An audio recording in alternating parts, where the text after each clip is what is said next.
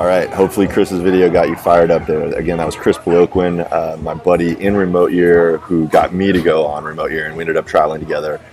He's an excellent storyteller. I love that video. So anyways, this is day 4. Again, this is the last day of the free course. I'll give you the option at the end if you want to continue on to pay and upgrade for the paid course.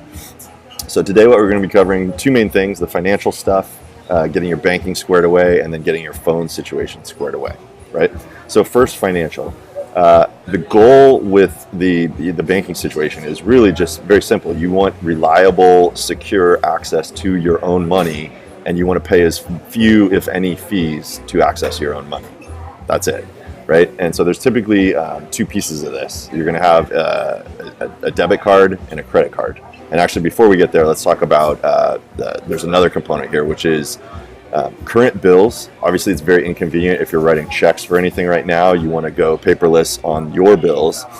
So if there's any services, maybe you're a freelancer and you've got some things that you pay for, obviously you want to convert all that over to electronic bill pay. And most banks will have that, unless they're in the 18th century at this point, banking-wise. They'll have some form of online bill pay. So you want to set that up with your own bank now. And then also getting paid, right? So however your employer is paying you right now, if they're not on direct, or if you're not on direct deposit with them, you want to make that switch. You don't want to have to cash any checks if you can afford it. So those 2 things, just go without saying, take care of those on your own. I'm not gonna, I don't know what bank you're with, and I don't know if your employer is already direct deposit, but I'll leave that up to you. Just assume that you're gonna take care of those. So now we're talking about the 2 components here for travel, for optimizing for international travel. And that's going to be having a debit card or ATM card that doesn't kill you with fees. There's one, straight up, I'm going to recommend the Schwab card. If this changes, I'll update the video, but I've done all the research. This is the card that I had for the entire time that I've been abroad. It's great. It works just like a Visa if you need to use it as a credit card, but as an ATM card, you pay no international fees. So they don't rape you on that, and there's no, and Schwab will actually reimburse you for your ATM fees wherever you are.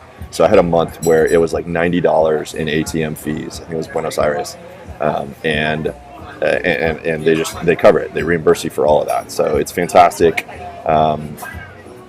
Very happy with the Schwab card. So recommend setting that up. The one thing to know with them is they will fraud block you. So do a travel advisory. So you basically, through the app or through the website, you can go in and basically say, hey, look, I'm traveling abroad. Lift any fraud alerts. Here's where I'm going. Don't, basically, if you see a transaction in Guatemala, don't flag it as fraud. But you have to do that every 60 days. So what I do is I just set up very simply just set a reminder in my phone. Say Siri, remind me 60 days from now to do lift the fraud alert on Charles Schwab. So that's something to keep in mind.